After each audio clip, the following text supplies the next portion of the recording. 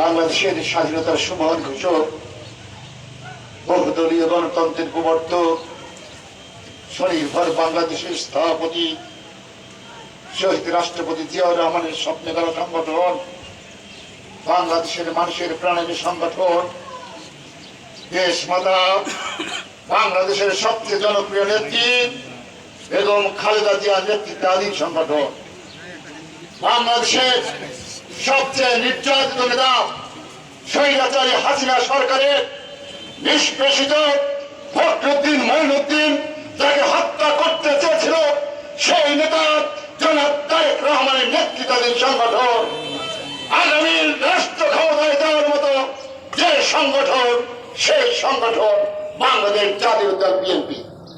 আজকে 1 নং পচাকড়ালিয়া এবং 2 নং ছোট বগি, বিশেষ করে বগি বাজার, এক কথা যদি বলি, এই বগি বাজারে আজকের এই পথসভায় আমার প্রচারণা পথসভায় সম্মানিত সভাপতি বন্ধু আমার সঙ্গে ছাত্র রাজনীতি করেছে বলুন সরকারি কলেজের, আজকে আপনাদের এই ইউনিয়নের সংগ্রামী সভাপতি জনাব হুমায়ুন কবির রিয়াজ উপস্থিত আছেন। আর এক সাবেক ছাত্র নেতা যিনি ছাত্র রাজনীতি করে আজকে বিএনপি নেতৃত্ব দিচ্ছেন সাধারণ সম্পাদক মন্ত্রী ইউনিয়নের জনাব মোস্তফা কামাল সহ আমাদের এখানে উপস্থিত রয়েছেন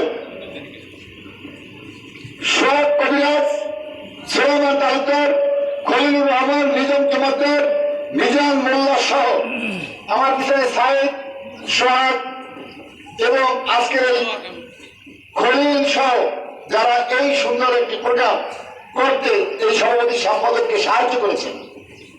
বিশেষ করে সুলেমান সরকারি চাকরি করে, কালকে মনে চলে আসছে এখানে এসে সবাইকে সুন্দর করার জন্য সাহায্য করেছে, আপনাদের পাশে ছিল, যারাই ছিল আমার সঙ্গে তারা বন্যা থেকে কষ্ট করেছেন। এবং সর্বোপরি এই বাজারে এই গরমের মধ্যে আমার কথা শুনে আপনারা এখনো ধৈর্য ধরে বসে আছেন, শুক্রবারে এই দিনে আপনাদের প্রতি কৃতজ্ঞতা সালাম জানিয়ে আমার বক্তব্য শুরু করছি। আসসালামু আলাইকুম।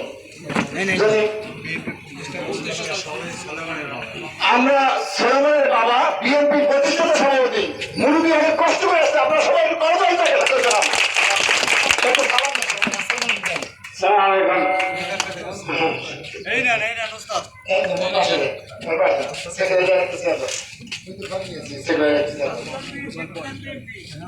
বন্ধুরা আমার, কোথা থেকে শুরু করবো, কোথায় শেষ করবো?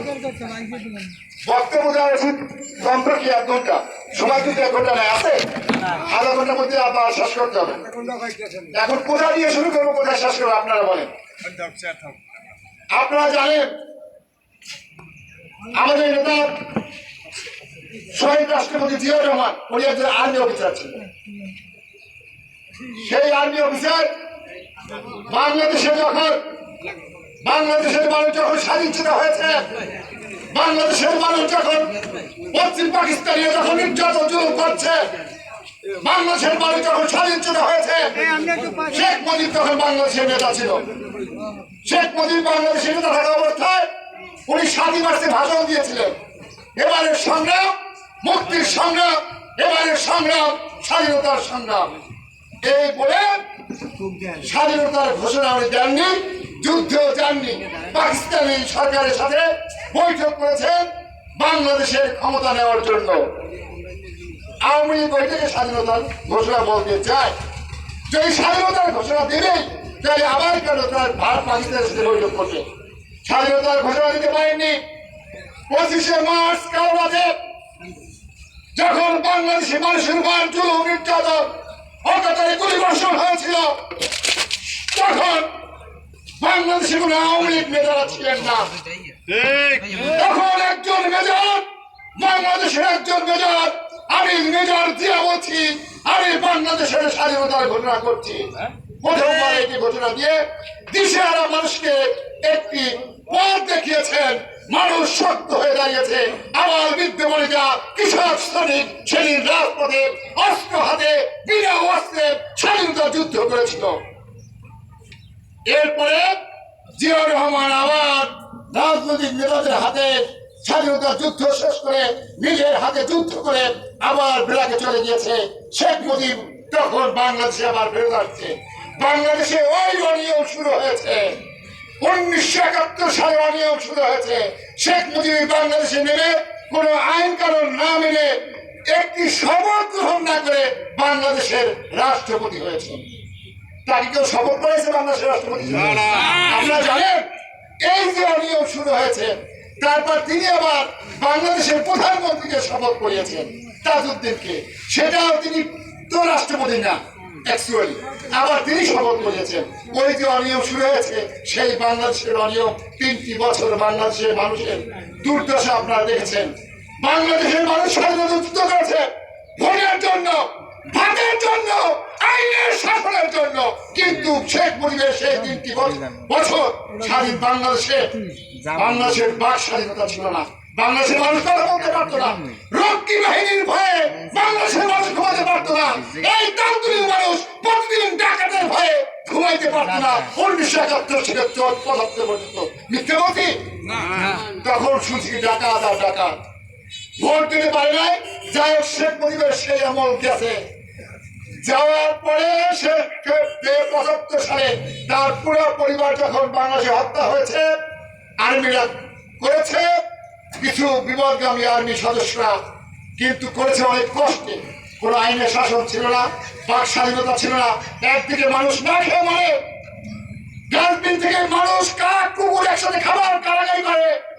ঠিক সেই মুহূর্তে শেখ মুজিবের ছেলের বিয়ে হয়েছে সোনার মুকুট মাথায় দিয়ে। এটা মিথ্যে বলছি আমি? বন্ধুরা আমার, 75 সালে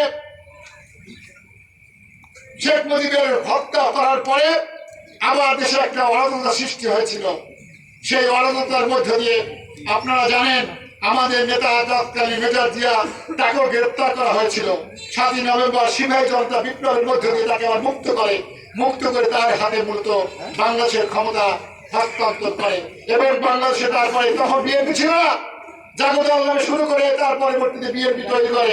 এবং জিয়াউর রহমান যতদিন এই দেশে শাসন করেছে, আপনারা যারা জিয়াউর রহমানের আমল দেখেছেন বলেন কেমন ছিল সেই আমল।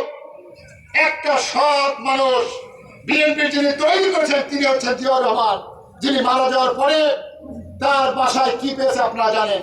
একজন রাষ্ট্রপতি, একজন সেনাবাহিনীর প্রধান, তার একটা বাড়ি বাংলাদেশে ছিল না। ছিল আজ পর্যন্ত তারেক রহমানের, খালেদা জিয়া আর কোকর একটা বাড়ি বাংলাদেশে নাই। ঢাকায় একটা বাড়িও নাই, ফেরাটো নাই, জানেন আপনারা। আর হাজার হাজার কোটি টাকা বাংলাদেশ থেকে শেখ হাসিনা পাচার করেছে। বন্ধুরা, যে কথা বলতে চাই, জিয়াউর রহমান এসে বাংলাদেশে একটা স্বর্গরাজ্য তৈরি করেছিল। বিশ্বের আবার ষড়যন্ত্র করে জিয়াউর রহমান হত্যা করেছে। সংক্ষিপ্ত আকারে আনি, সেই জিয়াউর রহমান হত্যার পরে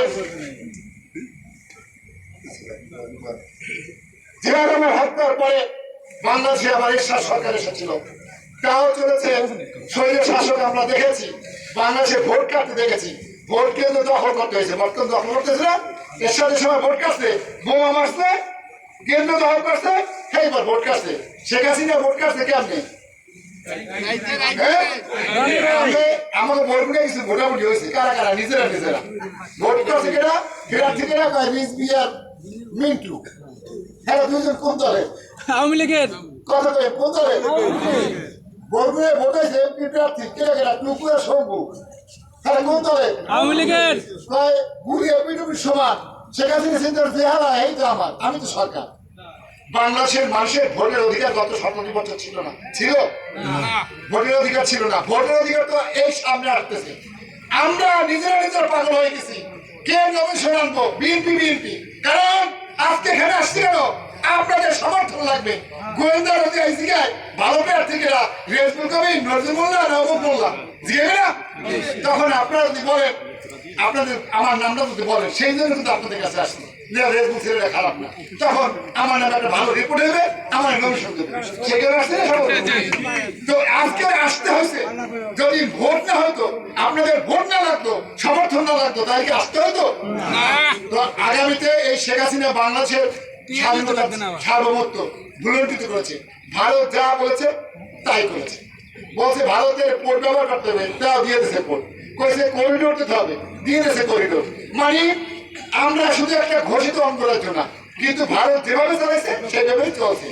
আর বাংলাদেশে শেখ হাসিনার বিরুদ্ধে যে কথা বলছে, এই যে আমার কথা আমি বলি, আমি ছাত্র দল থেকে শুরু করেছি। বরগুনা সরকারি কলেজ না, বরগুনা জেলা স্কুল ছাত্রদের সভাপতি ছিলাম। তার আগে আমি হাফ প্যান্ট পরা ছিলাম, ক্লাস 2-তে পড়ি। তখন থেকে আমি ধানের শীষে নির্বাচন করি। এনআইএস হোসেন নাম নিয়ে বরগুনা হিস্ট্রি মনে আছে আপনাদের? মুরব্বীরা মনে আছে, উনি ক্যাবিনেট সচিব ছিল যখন সিদ্দিকের এমপি হয়েছে। তখন থেকে আমি ধানের শীষে মিছিল শুরু করেছি। সেই ছোট্ট হাফ প্যান্ট পরা অবস্থায় যখন জেলা স্কুলে ভর্তি হয়েছি, তখন জেলা স্কুলে যখন 7-8 পড়ি, 87 কি 88 হবে জিও রহমানের সময়, তখন আমি স্কুল ছাত্রদের